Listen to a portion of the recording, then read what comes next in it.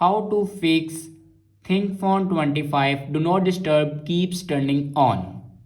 So let's start the video. First of all, open settings and then click on sound and vibration. On top you can see the option Do Not Disturb. Now click on it and then click on schedules. If you turn on scheduled do not disturb, then turn it off.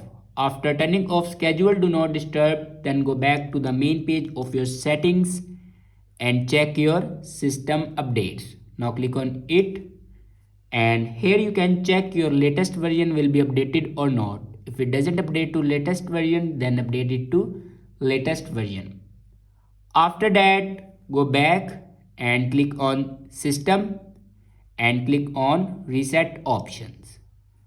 Now here you can see the option reset app preferences. Now click on it and then click on reset apps.